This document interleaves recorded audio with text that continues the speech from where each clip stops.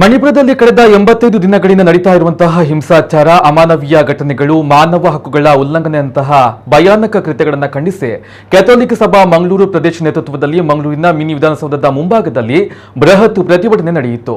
ಮಂಗಳೂರು ಧರ್ಮ ಪ್ರಾಂತ್ಯದ ಮಹಿಳಾ ಆಯೋಗ, ಕ್ರೈಸ್ತ ಏಕತೆಯ ಆಯೋಗ ಮತ್ತು ಮಂಗಳೂರು ಕ್ರಿಶ್ಚಿಯನ್ ಕೌನ್ಸಿಲ್ನ ಸಹಭಾಗಿತ್ವದಲ್ಲಿ ನಡೆದಂತಹ ಸಾರ್ವಜನಿಕ ಪ್ರತಿಭಟನಾ ಸಭೆಯಲ್ಲಿ ಕರ್ನಾಟಕ ಕ್ರೈಸ್ತ ಸಂಘಟನೆಯ ಅಧ್ಯಕ್ಷ ಸ್ಟ್ಯಾನಿ ಪಿಂಟೋ, ಸಾಮಾಜಿಕ ಹೋರಾಟಗಾರ್ತಿ ವಿದ್ಯಾ ದಿನಕರ್, ಉಲೇಮಾ ಒಕ್ಕೂಟದ ರಾಜ್ಯ ಅಧ್ಯಕ್ಷ ಎಸ್ಪಿ ಮಹಮ್ಮದ್ ದಾರಿಮಿ, ಮುಖಂಡ ರೋಯ್ ಕ್ಯಾಸ್ಟಲಿನೋ ಅವರು ಮಾತನಾಡಿದರು.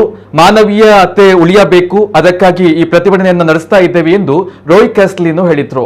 ಕ್ಯಾಥೋಲಿಕ್ ಸಭಾ ಅಧ್ಯಕ್ಷ ಆಲ್ವಿನ್ ಡಿಸೋಜಾ ಮಾತನಾಡಿ, ಹಿಂಸಾಚಾರ ನಿಲ್ಲದೇ ಇದ್ರೆ ಮುಂದಿನ ದಿನಗಳಲ್ಲಿ ದಿಲ್ಲಿ ಚಲೋ ಮತ್ತು ಬಳಿಕ ಅಗತ್ಯ ಬಿದ್ರೆ ಮಣಿಪುರಕ್ಕೂ ಹೋಗೋರು ಇದ್ದೇವೆ ಎಂದರು. ನಮ್ಮ ಈ ಭಾರತ ಒಂದು ವಿಶಾಲ ದೇಶ, ಯೂನಿಟಿ ಇನ್ ಡೈವರ್ಸಿಟಿ, ವಿವಿಧತೆಯಲ್ಲಿ ಐಕ್ಯದಲ್ಲಿ ಎಲ್ಲೆಡೆ, ಅದರ ಮುಖಾಂತರ ಸೇರೋಡು ಬಂದು ಇಜ್ಜಿ ಇವತ್ತು ನಮ್ಮ ದೇಶದಲ್ಲಿ ಅಂತ ಹೇಳ್ತಾ ನನ್ನ ಮಾತು ಮುಗಿಸ್ತೇನೆ. ಧನ್ಯವಾದಗಳು. ಕ್ರೈಸ್ತರಿರ್ಬೋದು, ಈ ಕ್ರೈಸ್ತರು ಏನ್ ಮಾಡ್ತಾರೆ, ಯಾವ ಶಾಲೆಯಲ್ಲಿ ಓದಿದ್ದಾರೆ ಅಂತ ಅದನ್ನು ಪ್ರೂಫೇನು ಇಲ್ಲ. ಇಲ್ಲಿಯ ವೀಕ್ಷಿಸುವಂತಹ ಜವಾಬ್ದಾರಿ ನಮಗಿದೆ. ನಾವು ಈ ದೇಶದ ನಾಗರಿಕರು ಸ್ವಲ್ಪ ಶಬ್ದವನ್ನು ನಾವು ಒಳಗಿಸಬೇಕಾಗಿದೆ. ರಾಷ್ಟ್ರದಲ್ಲಿ ಬೇಕು, ಹಿಂದೂ ಧರ್ಮ ಉಳಿಯಬೇಕು. ನಾವು ಈಗ ಹೊರಟದ್ದು ಹಿಂದೂ ಧರ್ಮವನ್ನು ಉಳಿಸಲಿಕ್ಕಾಗಿ. ರಾಜ್ಯದಲ್ಲಿ ಹಿಂದೂ ಧರ್ಮ ಇಲ್ಲಿ ಉಳಿಬೇಕು. ಯಾಕಾಗಿ ಹೀಗೆ ನಡೀತದೆ? ಯಾರು ನಮ್ಮ ಮಧ್ಯೆ ಈ ವಿಷಯವನ್ನು ಹಾಕ್ತಾ ಇದ್ದಾರೆ, ಯಾರು ನಮ್ಮ ಒಳಗೇನೆ ಬೇರೆ ಬೇರೆ ಮಾಡ್ಲಿಕ್ಕೆ ಪ್ರಯತ್ನ ಮಾಡ್ತಾ ಇದ್ದಾರೆ. ಇದನ್ನು ನಾವು ಖಂಡಿತವಾಗಿ ಆಲೋಚನೆ ಮಾಡಬೇಕು. ನಾವು ಇಲ್ಲಿ ಇವತ್ತು ಸೇರಿದ್ದಕ್ಕೆ ಜನಾಂಗಕ್ಕಾಗಿ ಅಲ್ಲ, ಬೇಟಿ ಜನಾಂಗಕ್ಕಾಗಿ ಅಲ್ಲ, ಕ್ರಿಶ್ಚಿಯನರಿಗೆ ಅಲ್ಲ, ಹಿಂದೂಗಳಿಗೆ ಅಲ್ಲ, ಮುಸ್ಲಿಮರಿಗೆ ಅಲ್ಲ. ನಾವು ಇಲ್ಲಿ ಸೇರಿದ್ದೇವೆ ಮನುಷ್ಯತ್ವಕ್ಕಾಗಿ, ಮಾನವೀಯತೆಗಾಗಿ. India is host for G20 because we are the mother of democracy. What is the democracy that we see for you and me? We are still looking for that democracy in this mother of democracies. Allah. But don't worry. Namma Prime Minister, Pradhan Mantri, tumba hard working.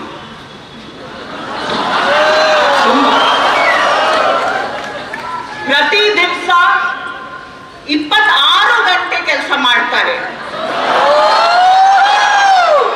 4 ಗಂಟೆ ನಿದ್ದೆ ಮಾಡ್ತಾರೆ. ಯಾವಾಗ time ಸಿಗ್ತದೆ ನಿದ್ದೆ ಮಾಡ್ಲಿಕ್ಕೆ ನಮ್ಗೆ ಗೊತ್ತೇ ಇಲ್ಲ. ಯುನೋ, ಎಸ್ ಪಾಪ ಅಷ್ಟು ಕೆಲಸ ಮಾಡಿ ಮಾಡಿ ಮನ್ ಕಿ ಬಾತ್ ಹೇಳಿ ಯಾವುದು ಒಂದು ಪ್ರೆಸ್ಸಿಗೆ ಅಡ್ರೆಸ್ ಮಾಡದೆ ನಮ್ಗೆ ಸೂಪರ್ ಪವರ್ ಮಾಡಿ ಬಿಟ್ಟಿದ್ದಾರೆ. We are told have arrived on the global stage. Modi has exported us across the world as a global superpower. And yet ನಮಗೆ ಗುಜರಾತ್ ಮಾಡೆಲ್ ಇದೆ, ಈಗ ಮಣಿಪುರ ಮಾಡೆಲ್ ಇದೆ. ಮಂಗಳೂರಿನಲ್ಲಿ ಸಹ ನಾವು ನೋಡಿದ್ದೀವಿ ಅದೇ ಮಾಡೆಲ್.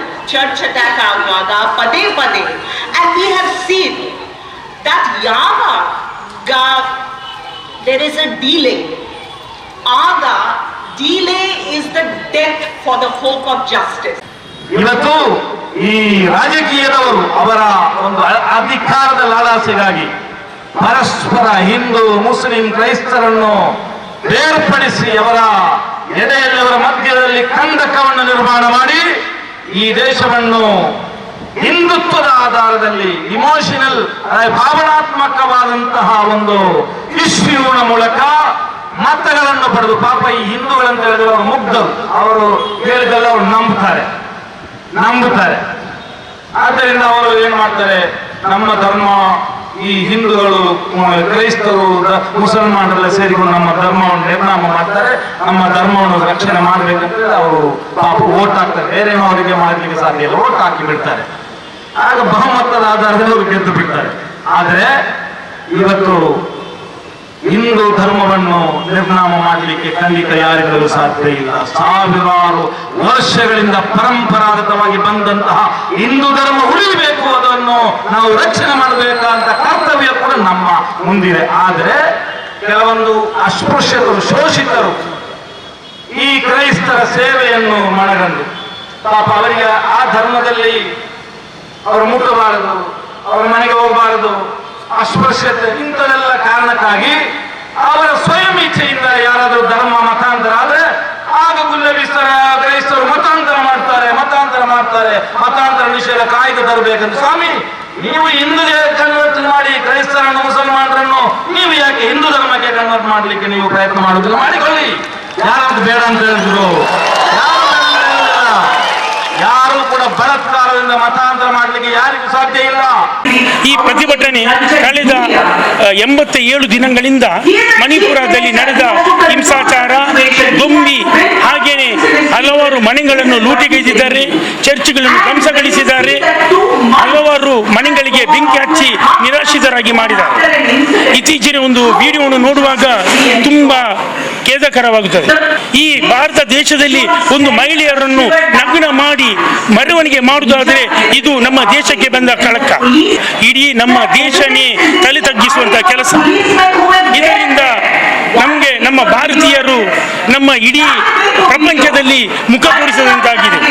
ಇತ್ತೀಚಿನ ದಿನಗಳಲ್ಲಿ ನಮ್ಮ ಪ್ರಧಾನಮಂತ್ರಿಯವರು, ನಮ್ಮ ಭಾರತದ ಪ್ರಧಾನಮಂತ್ರಿ ಆದ ನಂತರ ನರೇಂದ್ರ ಮೋದಿಯವರು ಬೇಟಿ ಬಚಾವೋ ಬೇಟಿ ಪಢಾವೋ ಹೇಳಿದ್ದಾರೆ. ಆದರೆ ಮಹಿಳೆಯರಿಗೆ ಸುರಕ್ಷತೆಯೇ ಇಲ್ಲ.